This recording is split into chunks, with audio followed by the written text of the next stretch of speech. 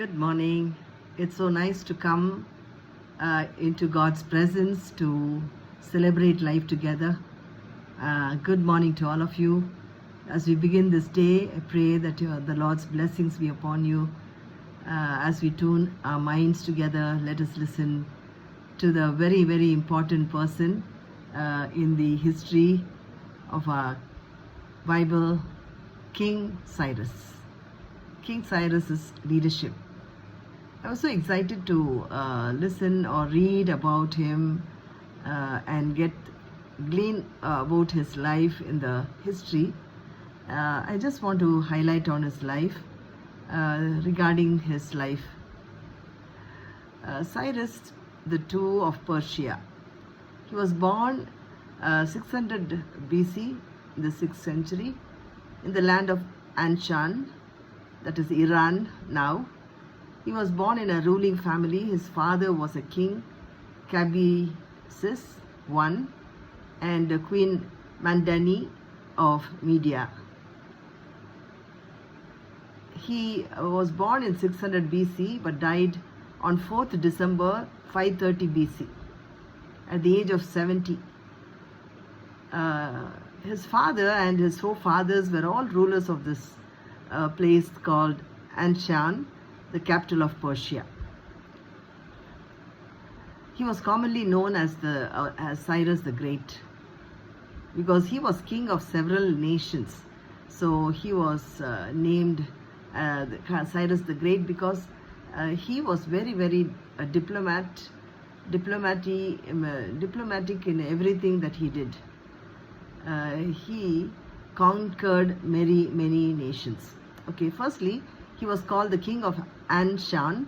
At the age of 21, he took over the throne as a king, and he was a very ambitious person. And he was given another name. He was called he was named King of Kings of the Achaemenid Empire. He ruled from 550 to 530 BC as a king of Media, from 549 to 530 BC, the same place, Medina. Okay, he became the king of Persia and he tried to conquer the kingdom of Median, who ruled over him. And so he was a very victorious person because he married the king's daughter, the king of Median. So he spared his life and also inherited, and he was honored. King Cyrus was a great influence, and he was the founder of the Achaemenid Persian dynasty. This was also known as the first Persian Empire in 550 BC. The empire spanned from Balkans and Egypt in the west, West Asia as the base, and majority of Central Asia of the northwest, and parts of South Asia, the Indus Valley, Pakistan now, to the southeast. So he himself wrote the laws for the Persian kingdom. Thirdly, we see that he continued to expand his empire, and he conquered and became the king of Lydia. From 547 to 530 BC. Croesus was the king of this kingdom of Lydia, who was the brother-in-law of the king Achaemenid. That is the king of Persia. So he ruled Cyrus ruled from 585 to 546 BC. So during this period, Cyrus attacked him, and now he took over whole of Asia Minor. Cyrus took over all of Asia Minor, but he had a mercy over his judgment. He was named as a good king.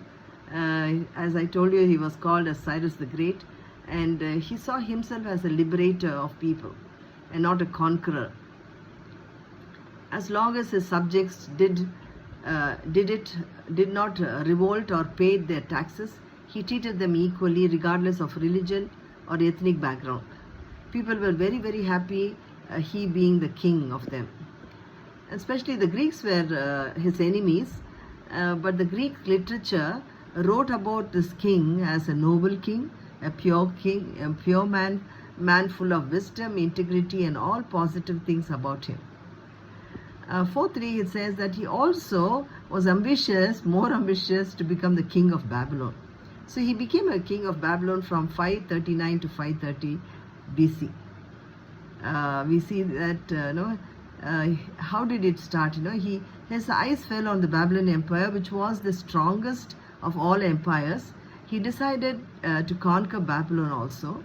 It was too difficult to attack this number of one superpower, which was a 3D construction. It was a very huge place because no one was able to enter the giant gates.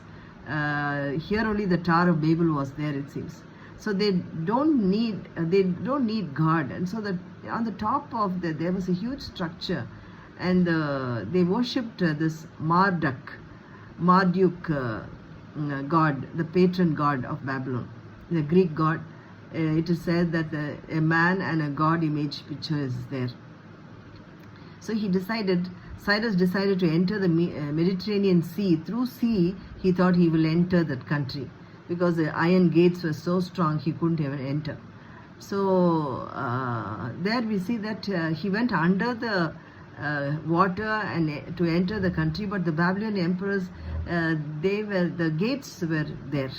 They were having water gates, and so it was not easy to enter that gate. So Cyrus dug a huge tunnel and invaded the city, which was able to open and close. And so he found another alternative and building water beds so that the water will flow in, and he was able to enter. So at last he was victorious to overtake the superpower. Without any war, he marched into the city of Babylon and took control of the city and he ruled Mesopotamia, Syria, and Judea, and combined empire was the largest in the history of the world. So he had a historic, wherever you read about him, it's very clear about his leadership. Cyrus was, in this period of time, when you look into the scriptures, we see that he had a role to play in the life of Jews to return to Jerusalem from their exile in Babylon. And there were more than 40,000 Jewish people held captivity in Babylon at this time. So he was a good king. He treated his subjects with mercy and kindness and compassion, and earned them the name Cyrus the Great. So in this period, Babylon's king was Nabonidus, and this place, Babylon, is Iraq presently. And this king, Nabonidus, people did not like him. He worshipped the moon god Sin, and the priests did not like their own king because they worshipped Marduk, the chief god of the city. He offended a lot of people. The military, the priests were not in favor of this king. So when Cyrus took over, Cyrus was very different. He prayed to the local god, and he'll pray, give me victory. So each country he entered, he always prayed to the local gods to give him victory, and he pleased them. He gave thanks to them, and also he allowed the people to worship their own gods. He thanked each god, and he gave place for everyone to worship their own. So each one, he had a religious tolerance, and that was a very good thing. Coming to the scriptures, the word of God gives us a very beautiful picture about him in Isaiah 45, 44, and also in 2 Chronicles 36, Ezra 1st chapter and 4th chapter. So I'm just going to highlight about how he was so powerful.